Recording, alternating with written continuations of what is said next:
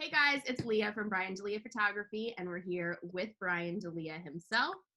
How's it going, guys? How are And you? we have Douglas from Royal Manor with us, and he's here to answer some venue questions for you guys. Say hi, Doug.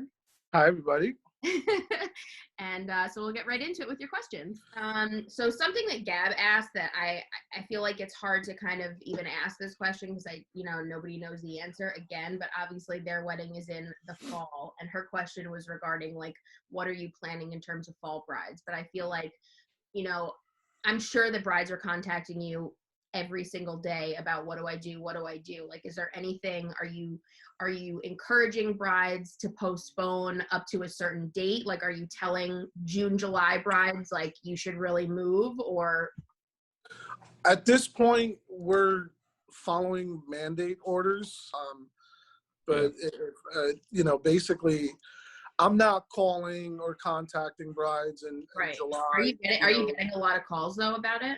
I am getting calls. I postponed the wedding today in September. September was the original date?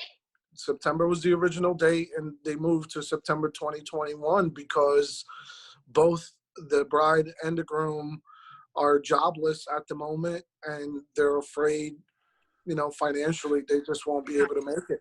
And what do I say to that? I can't Yeah. force it. I can't force them to stay there. I have to let them go. And then, so another question that's kind of like on the same topic is how many are you allowing people to reschedule? Like, let's say you've got a June bride and she reschedules to August, assuming you have an availability in August and she's hopeful. And then August comes and she has to postpone again. Are you charging anybody? Like, how many times are they allowed to reschedule kind of thing? I'm willing to work with anyone directly affected by COVID-19. Period. And that's our attitude right now. I think that's what we need to do. I've already dealt with one client who's moved once and is moving again. They had their wedding scheduled for March, the end of March.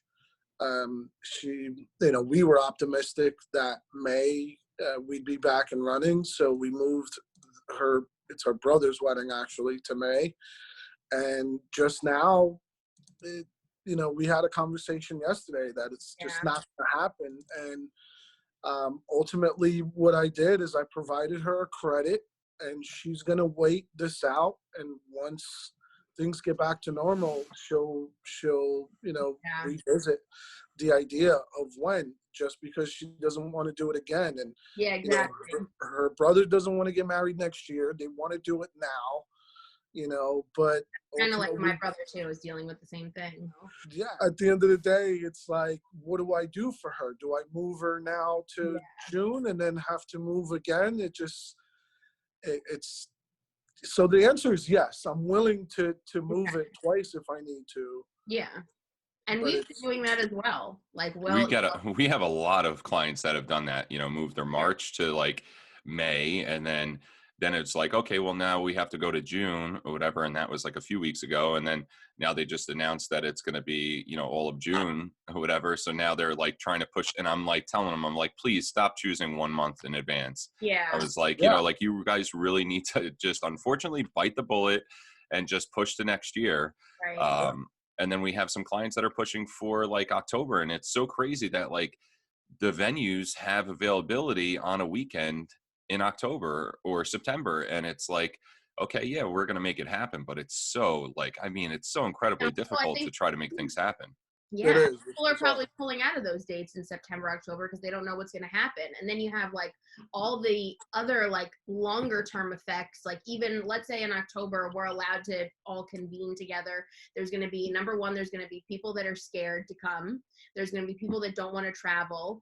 And, like you were saying before about people losing their jobs and not being able to afford having the wedding that they originally planned. Like there's going to be a lot of things like that. I fall into that category because I'm supposed to be the end of October, and I'm like almost completely out of business or whatever, because we're just sitting in limbo waiting to do nothing right now. So now it's like end of October rolls around. I'm probably going to have a million weddings that I'm going to have to shoot on the same day that I was supposed to have my wedding. So now it's like, I guess we're going to have to, we're going to probably have to reschedule and push or whatever. And that's going to be the reason, not because of the virus itself still lingering, although they are saying that it's supposed to be coming back in the fall, which is horrifying. Yeah. Yeah, let's be real, man. You're going to have 3+ months of lost revenue to make up for. Yeah, it's so You know crazy. what I mean? And it's, So another question was regarding like the like the safety precautions that you were going to take. So like, let's say a couple months from now, we're back in business. Are the staff going to be wearing masks and gloves? Is your staff going to be tested? Like, hopefully by that point, the testing will be like a little bit more readily available. You know what? Another good question would be, are you guys going to be like doing those thermal scans or whatever of each person coming in? Because like they're doing it for the employees at like Amazon and all these other places, but they're going to start doing it to the guests that are walking into venues. And I totally respect that. But then it's like, here comes the biggest problem. You scan somebody and they have a fever. Are you going to be the one to tell them, no, you can't come in? No, you can't come to your niece's wedding. You got to go home. God. I don't care that you flew here from Florida, which is probably where you brought the sickness from. You got to go. Yeah. I've never had that power, and I don't think I'll ever have the power to tell. That's a tough one, but the staff. I think that people want to know that you guys are taking precautions, at least for your staff. Like, yes, just making sure that your staff are healthy. Like, are they going to be wearing the masks?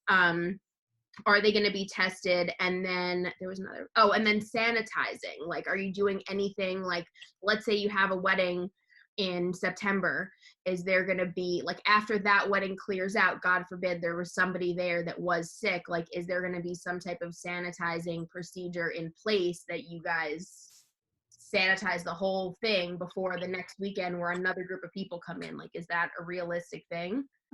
Yeah, I mean, by law, and as far as the health department orders are concerned, we have to sanitize and clean all of our equipment. And I'm talking like chairs, tables, like everything, silverware, like, and bathrooms, everything that anybody could possibly touch, you know?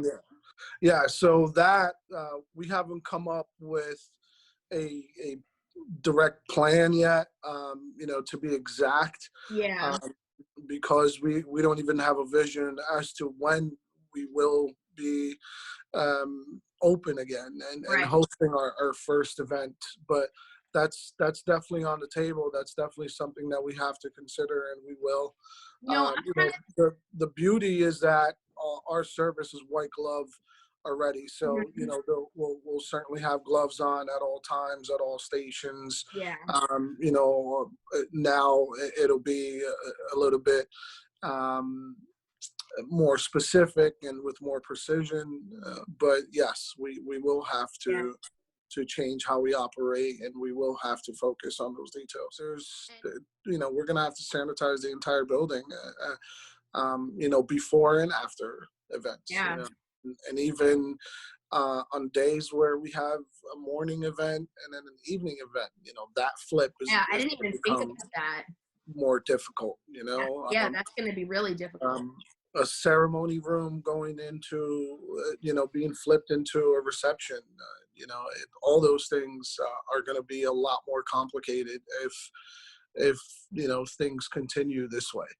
And as you said, if our staff gonna wear masks and so forth, if we're still in that, we're still having that issue where the spread is still big and we're open for business 100%, we're gonna have to. And it just came to my mind when you mentioned sanitizers and us sanitizing the venue and the building and so forth and so on. I actually had a bride ask me if we're going to provide sanitizers for every table. Wow, that's so crazy. And well, not only that, to provide it to everybody is ridiculous, first of all, unless you have a ton of Everclear and then you can make your own sanitizer or whatever. Exactly. If that's something that they're thinking about, then make that your favor, and provide it. Oh, exactly. God, could you imagine a little hand sanitizer as your favor at a wedding?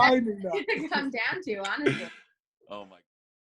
If you really think about it, in a different way, right? What we do is we bring people together. It's the complete opposite of what the world is trying to do right now. Exactly. So it's like, how do we handle that with these social distancing mandates and things like that? And quite honestly, my thought on it is just that the only way we'll be able to get back to hosting people's weddings and birthdays and special occasions is if this goes away, period. Yeah. Because what is it going to look like? Right. Tables with 3-4 people on it, 6 feet apart, dance floor completely empty, Right. staff with Like masks there's on. no point in sitting 4 people at a table if everyone's going to get up on stage. Imagine a bride and groom being introduced with a mask on. It's like there's going to be just, people that do that though, like for the novelty of it, Yeah, for sure. I'm positive that that'll happen for sure. Yeah, Definitely. absolutely. Can't wait to see that first video or pictures that you guys have. Yeah, and that's what was kind of upsetting, that we kind of got like cut off at the knees, that we weren't able to start doing some of those shoots and like the drive-by window shoots that you wanted to do, because I think we would have gotten some really funny stuff, right? of like people in masks and like the things that people are using instead of masks, like helmets and like those inflatable dinosaur costumes. And like I saw somebody go to the grocery store in like full latex. Yeah. Did you like see a dominatrix outfit? Tom Cruise in Target in his Top Gun outfit, like full Top Gun uniform, and went into Target, went shopping, came out and took off his helmet, and it was Tom Cruise. Awesome. That's great. Like if in the next couple months, let's say, all right, you're allowed to put on a wedding with 50 to 75 people. Okay, great. So is that better or worse than not being able to put on a wedding at all, because now you're paying all your staff, you're paying to put on this event, and there's not that many people coming to this event, like you're only getting 50 guests? Like is it worth it? Like are you losing money at that point to be putting on that small of an event? Yeah, that's the conflict. That is you hit the nail on the head. That's the issue. If I had to make a decision on whether I prefer to host your wedding this year for less people than to take the chance and move you to next year and hold your wedding as is, I prefer to move you to next year. Right. And we had a couple that was supposed to get married in March. Their wedding obviously didn't happen, but they got married on their date in March. It was in her mother's backyard. And it was just immediate family. They got a reverend to come, and they got married on that date because, again, we talked about this in the last video, like letting your original wedding date go and letting it pass by and having it be this like sad memory. You don't want to do that, because years from now, this is all going to be gone and it's going to be a distant memory. And you really want to look back on that original wedding date and say it was a terrible day. No, get married on that date and then have your party later. Like right. You can still have the whole thing and still have the big party, celebrate on that day. I know that this client specifically, she was able to file for her marriage license in the mail. And I remember in the last video, we were talking about that they had like a pop-up tent going on in Yonkers, New York, like outside of City Hall, where you were able to go and get your marriage licenses, because some people need to get that marriage license so that they can get on their partner's insurance plan. So I'm hoping that in the next couple months, it's going to be a little bit easier for people to get their marriage licenses. That way you get married on that date, you do something, just the two of you. It's easy. You can get, my husband is ordained, but somebody that can get ordained on the internet, and, you get legally married. And then you look to next year where you have that big party, you know that it'll be the way that you wanted it, and you have all those people there. I think that's the best way. I know that a lot of people don't want to hear that. Well, you know what's so crazy? I read about that that venue down in Lakewood, and a lot of people were saying that in the Jewish community, you have to get married on the day that you were given or whatever. So it's like, how are you supposed to do that and respect somebody's religious beliefs or whatever? So I mean, that's like really crazy too, whatever. But then you do it legally, and you don't have the party. I mean, I feel like there's a whole other issue, because there should just be a complete mail-in service. Call it a day. You should be able to Still continue to do whatever you wanted to do. If you want to have the actual ceremony, or broadcast it or share it with us, or, share it with whoever, that's awesome. That's great. So people are still participating. But you should be able to just mail in whatever it is, any type of document or whatever, or it should be downloadable online. And as simple as that, you shouldn't have to go through this process that they make you go through, but you also have to look at it as far as like immigration and stuff. They want people there at the Board of Health signing the paperwork and going through the whole process, proving their documents and whatnot. But if you have like a driver's license, and you can scan that in or whatever, a lot of services, especially government services, are done online anyway. So it shouldn't be an issue. There really shouldn't Right. be And this I'm much of a hoping- process. I think that they will find a way around that, because again, things are not going to be back to normal, and they're going to, especially places like that, like we're all going to have to try to find a new normal and figure out how to do things differently and still make things happen for people, Deposits, if somebody chooses to cancel rather than postpone, what's the deal with their deposit? Yeah, so if they decide to cancel at this point, I mean, refunds are simply off the table right now. And that's I just want to jump in. That's always. It's not Corona related. That's always with us, with anybody, the deposits, and it says it in our contracts. The deposits are non-refundable. But same here. And at the end of the day, ultimately, what we are trying to do is survive this, pandemic. So if we were to start writing checks and refunding everybody, for whatever reason, we just be another statistic, another business. You really can't. You can't do it. You can't do it. Yeah. Nobody could do it, whatever, because I take that deposit and I distribute it amongst the staff members for them to hold that specific date. So now if you go and you cancel or whatever, I've given up so many other weddings, which I could have had those staff members working those weddings. So that money's gone, it's spent for, for a venue, whatever. I give you, say, a $5,000 deposit, that's holding that date. How many weddings did you have to hang up the phone with the client and say, no, we don't have that date available. No, we don't have that date available. Now you're canceling. You can't have that deposit back. It's just impossible. It is impossible. And just to go into that, we do the same. The minute we receive a deposit, we use that money to pay out commissions and so forth. And we're already putting work into the dates. It's ultimately, at the very least, that initial deposit that you that you put in to sign your contract and book your date is non-refundable, regardless of the situation. I think something good that a lot of people should do, instead of, if they have no choice and they have to cancel, whatever, try to sell your date so you don't lose your deposit. Sell your date to somebody else or whatever, and maybe the venue will accommodate that or whatever, because now they're not losing work or whatever. They're still fulfilling that contract just in somebody else's name. I wouldn't have a problem with that. As far as the deposit is concerned, if you don't want to move your wedding and you want to cancel, you will lose that deposit. What I am willing to do, if you're simply not ready because you don't know what's going to happen in the near future and you've lost your job and so forth, I'm willing to hold that credit for you, for you to use in the near future, where you can host anything.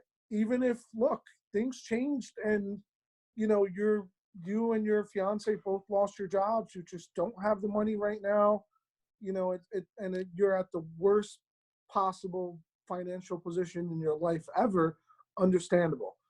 This money will be as credit for you. Come back and see me once things get back to normal. Yeah. Hey, 9 months from now, people are going to need to be having baby showers somewhere. Exactly. Oh my God, that's so true. Something else. But, nonprofit organizations are working with us doing this. Schools are working with us in doing this. So there's, in my opinion, there's really no reason as to why individuals can't do the same. Yeah. I get it. Yeah, things are tough and you want your money back no matter what. But I'm not in breach of contract. You're not in breach of Right. contract. Right. This is just unexpected. We have to work together. It's so cliche, but I keep saying this so often to clients, you know, and most of them are really being understanding, and they're working with us, you know, easily, which is great. Don't get me wrong, there are a few that want their money back no matter what, and it's just really off the table right now. You know, people, and I think that it's important that we keep doing things like this because, you know, just answering those hard questions and kind of telling it the way that it is, because people are going to have to understand, like, when this all blows over, let's say next year, people are just going to expect the whole entire wedding industry to just be ready for them, ready to pick up right where they left off. And they're going to just have to understand and appreciate what we've all been going through while, you know, like behind the scenes, like for this whole year of what we've been going through to make sure that we're here for you next year. And you know, they have to be willing to work with us as well and understand that, like, it was not easy to get to that point of, okay, we're back and we're here for you and we're ready to do things the same way we did it a year ago. But so I have another question, which I don't know if you want to answer or not answer, but I was just thinking, is there anything that you would consider doing for yourself, like for your venue, to, like, because you have such a great venue and space and you have kitchens and you have all this and you have staff, is there anything that you guys, like, would consider doing in terms of, like, a relief effort and getting, you know, you guys would be getting funding either from maybe from the state if you try, you know, if we try to do something that way, or starting a GoFundMe page and saying, hey, we have these kitchens and I want to be paying our cooks and our staff, you know, we'll cook meals and provide meals to send to the hospitals and to send to nurses and first responders and things like that. Or even if it's, you know, like, I know that there's a lot of nurses and doctors that kind of, like, don't want to go home because they don't want to risk getting their family sick. And I know, I'm not saying that I want to put you guys in harm's way, but is there anything that you think that you guys could maybe do to utilize your venue to get some revenue going for you and, you know, kind of use your venue for something else? Like, did you guys think about that at all? Let's just say we restructured our business and we started doing, you know, food deliveries for first responders, or for whatever reason, just trying to generate some sort of revenue. I think the biggest challenge would be, what incentive do I have for these people to actually come to work during this time? So, you know, wow, that's true. That's so true. I wouldn't be able to pay them, you know, let's just say double the salary that I was already paying them when they started, especially being that I'm not getting double the revenue I was. And then you have people who are collecting unemployment and getting a $600 bonus on top of it or whatever every week from the feds. Shouldn't those, you know, those first responders or people that are still working or whatever, those, you know, those people that are out there, you know, mail carriers, delivery people, whatever, they should all, everybody should be getting that $600 extra per week or whatever. It shouldn't just be people who are unemployed. And, you know, another thing is, it's easier for restaurants to do so versus catering facilities, mostly because the beauty of catering is the just-in-time inventory. We know that there's 1,500 people coming this week, and we need to feed 1,500 mouths, and we need to buy X, and Y goes away. Long story short is, we'd have to restructure that whole system in the kitchen as well. Again, things are changing every week, every 2 weeks, you know, and things could. The biggest issue I think that people are having, or really when things are starting to hit home for brides and for couples and for clients hosting events, is when that time comes where they have to send out invitations. Yeah. That's when it really gets real for them. Or if they have to write you, they have to write you a fat check for an additional deposit that's due, you know, tomorrow. Then, you know, they're thinking about it. Oh, do I send this check? Now what do I do? Let me have a conversation with this guy. You know what I mean? I think that that's really that's really the cause for those, you know, July brides starting to disappear, and not disappear, but move, and August and so forth. I really, at least that's the pattern that I'm noticing on my end. And almost every single time, if they reach out to me before I reach out to them, it's usually an additional deposit that's due right around that time. Yep. Or, you know, they're thinking about sending out invitations and they want my advice as to what they should do. You know, and it's like, Yeah.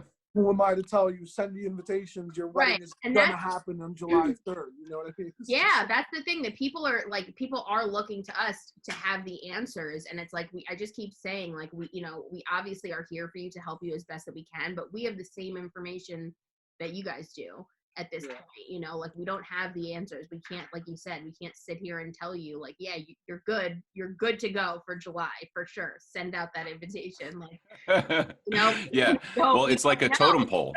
You don't want to be blamed, like, oh, well, Doug said that I should send out my invitation, and now my wedding's canceled. And just spend $1,000 on invitations for nothing. Right. You know, and it's like a totem pole. You know, like this industry has always been a totem pole where it's, you know, the venues, like, so the venues get the first, they choose the date or whatever, they choose the venue, they're at the top. Then it usually goes to music entertainment, or photography is usually the next step. And then, like, further down the line, it's like a florist or whatnot. But like for this scenario, now it's the government is at the top of the totem pole, and they're the ones who are deciding whether or not that date is actually going to happen. And then it's like, okay, and here's the next step, which is the restrictions that are in place. And then here's the next step. Let's reach out to the venue. Then the next step is, let's reach out to all the vendors and see who's available to make this happen. And then, you know, go from there or whatever. But it's like, I mean, I'm not until October, so I don't have to worry about these things that are happening right now, besides the fact of clients reaching out to me and saying, you know, this is my dilemma. These are the dates that the venue said that is available. Can you do this, this, and that? So it's like, it's really like, I mean, it's a trickle down effect or whatever. And it's pretty much in the hands of the government at this point in time. There's really nothing that anybody can do. And they will not, and I promise you, they're not going to work. They're not going to be as productive as they need to be just in time to give us those answers or those mandates or those rules. Because I could tell you, even when this first started, and I told you I had that conversation with the health department, with the local health department and so forth. I mean, a formal letter giving me the exact rules as to how we can operate didn't come until a week and a half later. Wow. That is really crazy, you know, like that you guys are going to sit there and you have to wait for these letters to roll in, and they're obviously very delayed. I mean, like, I'm getting government letters in for, you know, like the unemployment and stuff like that. And it's like, you have 10 days to respond. It took 12 days to get here. What am I supposed to do? Like, how am I supposed to answer this or whatever? And now I have staff members who can't even collect unemployment because I missed those deadlines or whatever. It's just not fair. All around, it's not fair to anybody. So crazy.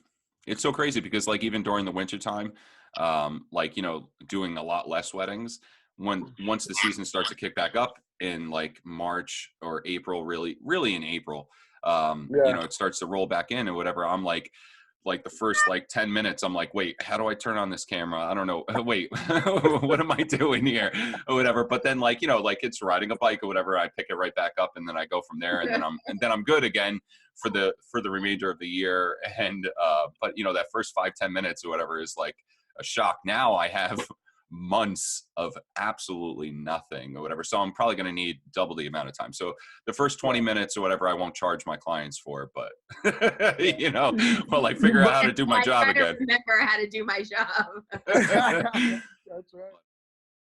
So I think that's about it for our questions. We want to definitely say thank you to Doug for being here with us. You gave us a lot of really great information. We had a ton of questions for you, and I think you nailed it. I know that a lot of people tend to have a lot of questions about these things, and a lot of people are thinking about these things and might be a little bit too afraid to ask, but please don't hesitate to ask. We're all here for you to answer your questions. Thanks, guys, for having me. I appreciate it. It was good seeing you guys. And if anyone out there has any questions for me or for us here at the Royal Manor, feel free to email us info@theroyalmanor.com, or check us out on Instagram or Facebook, just the Royal Manor. And we look forward to seeing you soon. And we are, as always, at Delia Photo on Instagram. And let us know if there's any other vendors that you're interested in hearing from. Thank you guys for your time today. And thank you, Douglas from the Royal Manor. You could check them out at www.theroyalmanor.com, and make sure you check them out on social media as well. If you have any questions for us or for them, feel free to reach out. And thank you for your time today. And we hope to hear from you guys soon.